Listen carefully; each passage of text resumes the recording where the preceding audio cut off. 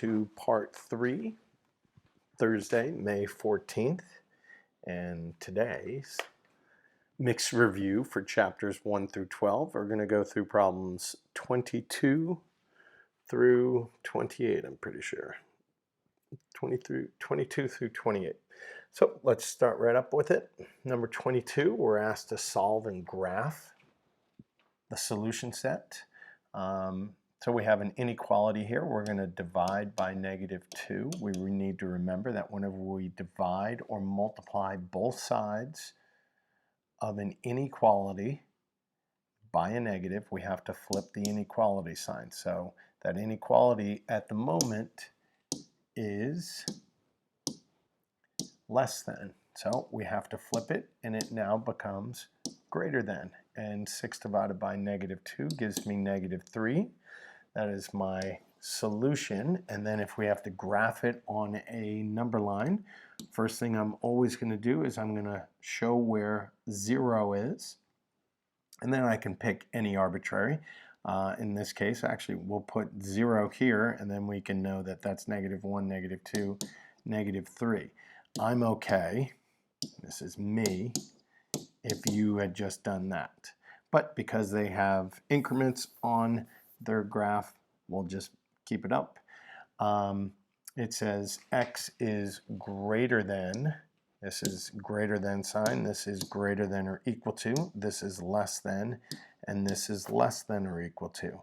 And we know that whenever we have greater than or less than, that we're going to have an open circle. Whenever we have a greater than or equal to or less than or equal to, we're going to have a closed circle. This is not including, and this is including. That's not how you spell include. Including. So since we're not including the solution, -3, we're going to leave an open circle, and then we want values that are greater than -3. So that's what that says, is the values or the solutions that we can plug into this original problem, -2x is less than 6, the first value that we can plug in has to be greater than -3. If we look and we plug in -3, we see that we would get that -2 times -3 is +6. Is 6 less than 6? No, that's false. That's why it's an open circle. That's why my solution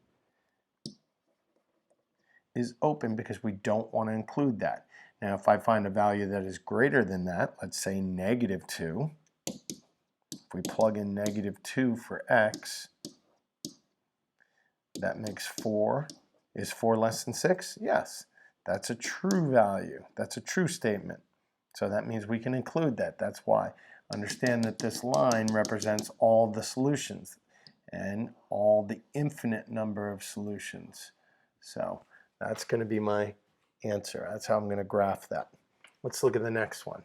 Next one is a compound equation, and we did not cover this. I don't think we did. Pretty sure we didn't cover it. And the reason we didn't cover it is because this is more Algebra 2 than Algebra 1.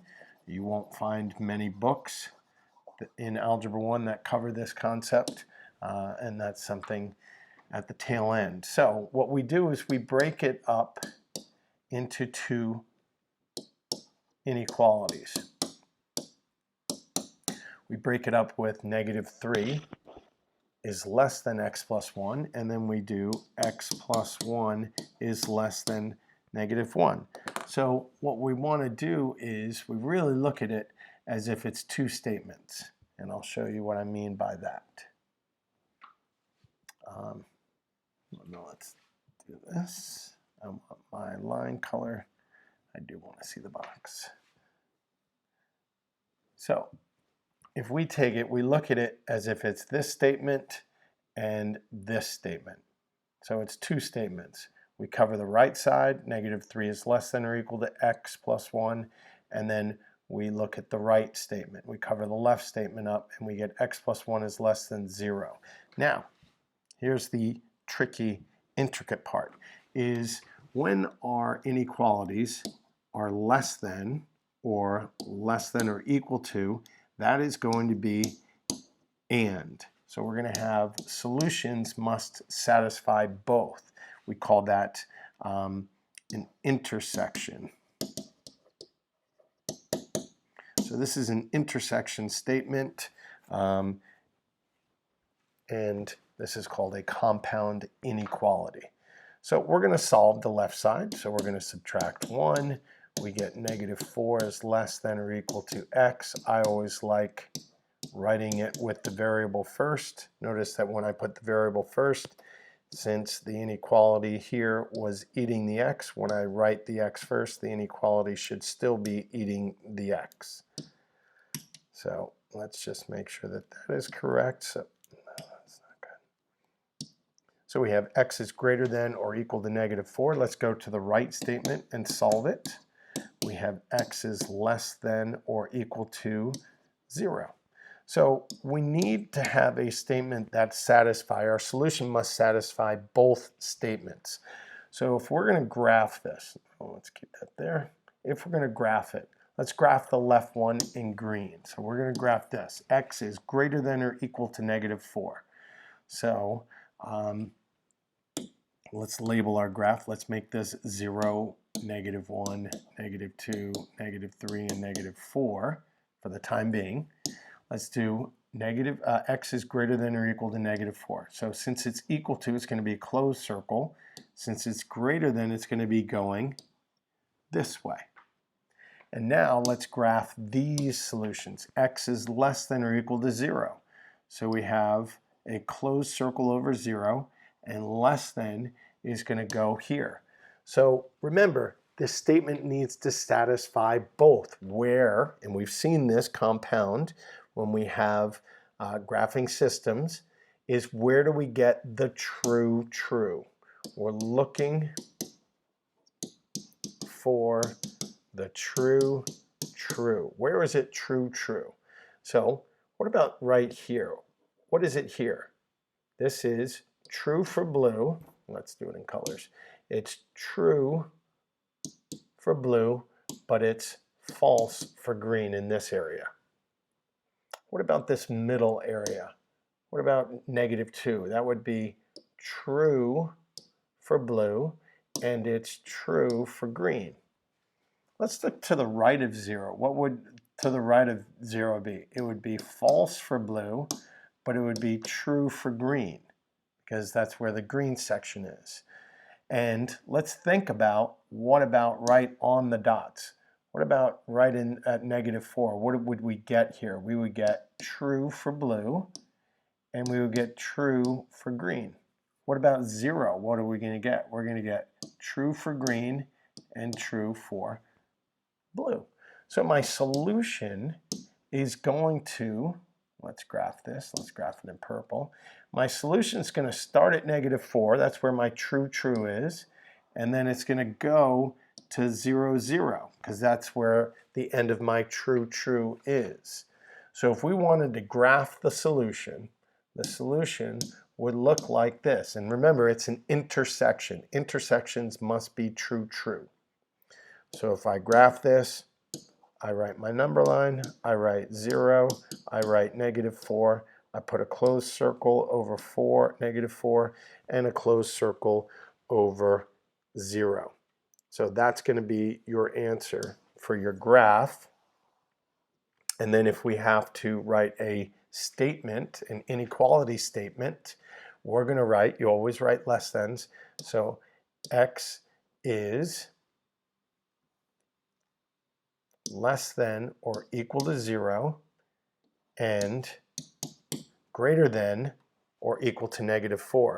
That's going to be my inequality. That's how I take this and this statement and write it as a compound statement. Definitely technical, definitely challenging. Some of you will be able to understand that. Some of you will struggle with this. If you want, you are more than happy to ask a question on Tuesday or Monday, and we can go over that. Let's look at the next problem. Next problem, also a compound, but notice it's an OR. OR is considered a union. We use the U. It's the union, and we only need one true. We only need it to happen once to be a true. So let's take this statement, 3z minus 2 is greater than 7, or 2z plus 1 is less than 5. Let's solve it just like we did traditionally. 3z is greater than 9, divide by 3. Z is greater than 3, or minus 1. We get 2z is less than 4, divide by 2. Z is less than 2. So when we get the OR, it only has to happen once. So let's make our graph. Let's have this be 0, 1, 2, 3, 4. So let's graph the first one. Z is greater than 3, so greater than is open circle.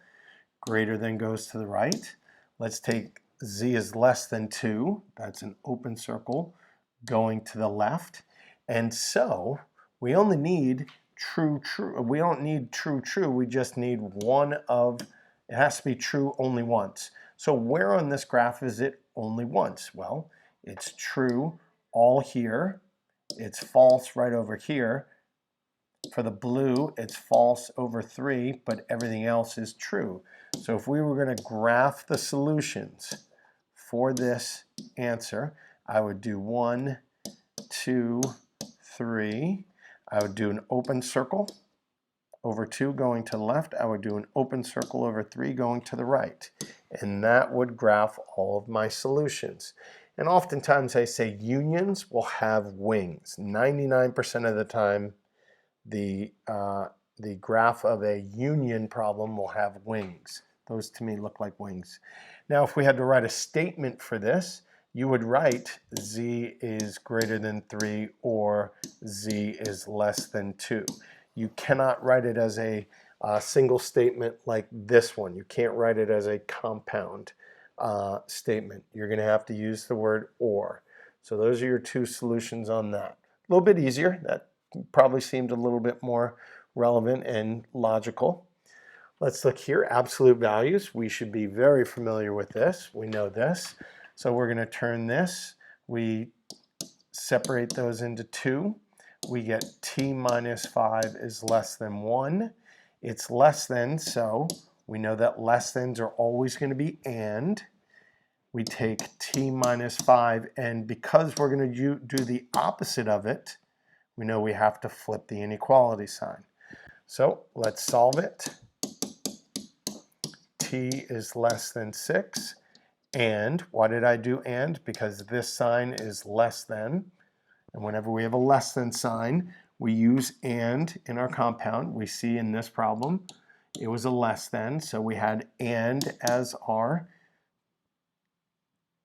component. And we're going to add 5 to the right side. T is greater than 4. So let's graph it. Where is T? Let's use colors again. T is less than 6. So let's do, let's make this 4, 5, 6 just for the time being. We want 6 is less than 6, so that's an open circle going to the left.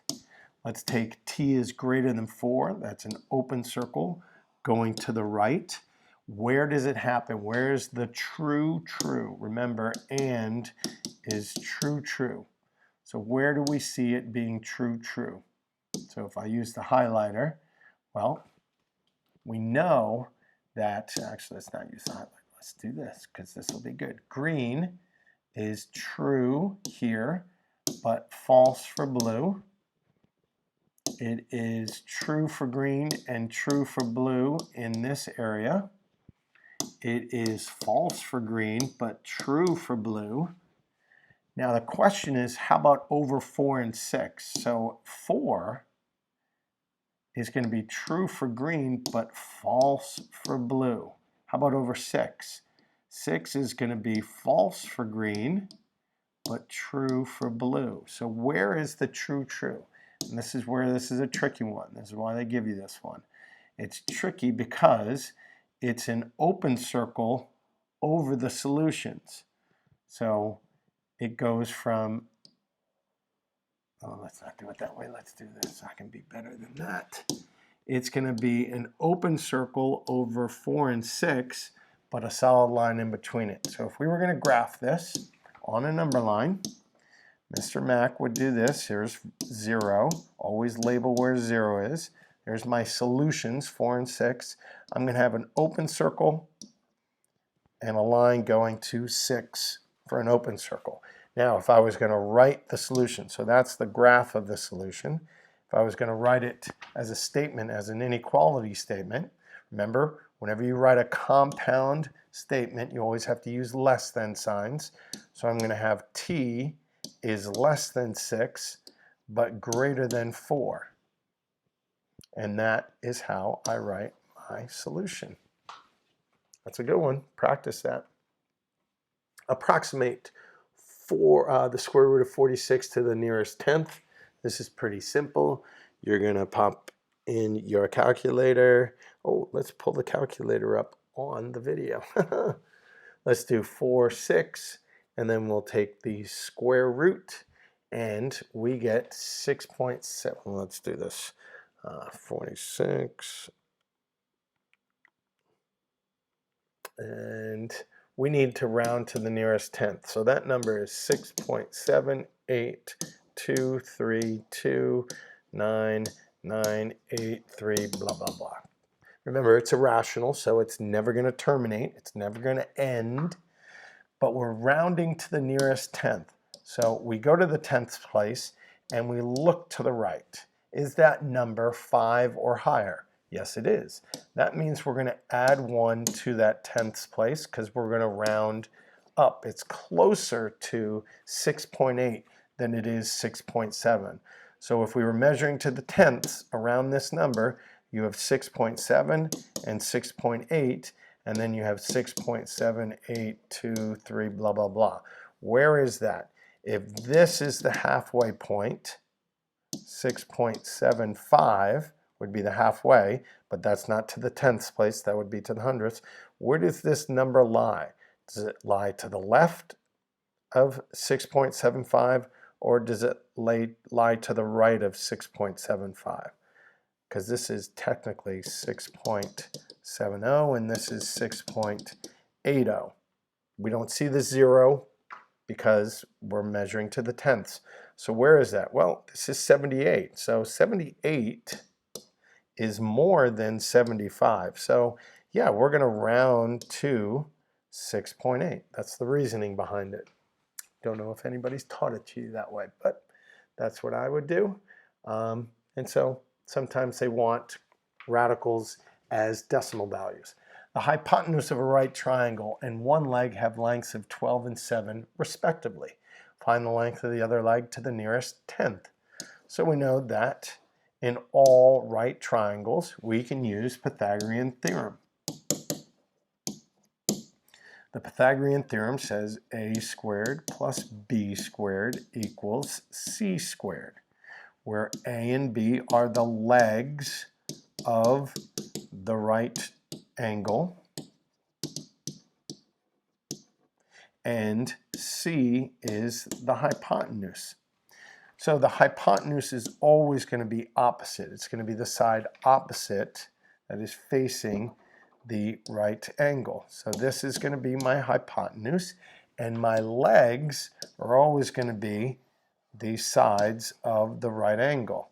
So this would be a leg, and this would be a leg. So the problem states that the hypotenuse of a right triangle and one leg have lengths of 12 and 7. Well, Mr. Mack, which one is the hypotenuse and which one is the leg? We know that the hypotenuse is always the longest of the two. So longest must be the hypotenuse. So the hypotenuse is 12, and then the leg, one of these legs must be 7. The other one we don't know, we'll label it A. So when we take this equation, a squared plus b squared equals c squared, we are still missing one of the legs. We know one of the legs is 7, and we know the hypotenuse is 12. So a squared we can't simplify. 7 squared is 49. 12 squared is 144. Let's isolate the variable. We're going to subtract 49. A squared equals, we get 144 minus 49 gives me 95. Now, if we wanted to find out what a is, we have to take the square root of a squared. Whenever we take the square root of a variable being squared, we have to introduce plus or minus. Square root of a squared is a, plus or minus the square root of 95. Now, if you wanted an exact answer, that would be it, but they ask you to find it to the nearest tenth. Let's get that handy dandy notebook out, calculator. 95, 5. Let's take the square root, and we get 9.7467, blah, blah, blah. So 9.746. 9.746. So a equals plus or minus 9.746. Let's make sure Mr. Max memory 746. Good. And now we're going to round to the 10th. So we're looking at the 10th place. We look, is the number 5 or more? No, it's 4. It's less. So we're going to round down to 9.7. Remember, it lies between 9.7 and 9.8. So that's closer to 9.7 than it is 9.8. What would the middle part be? 9.75. So 74 is less than 75, so it's closer to 9.70. Now, this is not my answer. My answer is actually the side length is 9.7 only, not the plus or the minus. It's not minus because we're talking about distance. And when we have distance can only be a positive. You can't be negative 5 feet tall. So my answer for this problem is only 9.7. Good, and we can put it in a box. Number 28, the numerator of a fraction is 10 less than the denominator. If 4 is added to each, the value of the resulting fraction is 3 over 5. Find the original fraction. So the numerator of a fraction is 10 less than the denominator. So if the denominator is d and the numerator is n, and n has to be 10 less than it. So what is 10 less than the denominator? D minus 10. So that numerator is equal to d minus 10. The numerator of a fraction is 10 less than the denominator. And that fraction is going to be equal to or equivalent to 3/5. How are we going to solve this? Well, we're going to use cross product. We have two equivalent fractions, and we're going to multiply the cross products, which will always be equal. So we have 5 times d minus 10 equals 3 times d. Let's distribute. We get 5d minus 50 equals 3d. Let's move the variables first. I have my constants already solidified over on the left side, so that's why I'm moving the variables to the right. So you get negative 50 equals negative 2d. Let's divide by negative 2. We get 25 equals d. That would be my denominator, d for denominator. Find the original fraction. So if my denominator is 25 and I know my numerator is 10 less than that, so my original fraction is going to be 25 minus 10 is 15 over 25. That is my original fraction. If I reduce that, does it equal 3/5? If we divide everything, numerator by 5 and the denominator by 5, do we get 3/5? Yes, we do. That's a nice way of checking our solution. And that's it. So some fun, easy stuff and some stuff that might be a little challenging for you. Good luck. Again, come and see me on Monday. I will put a a Zoom session on Monday for students who have questions. Thanks.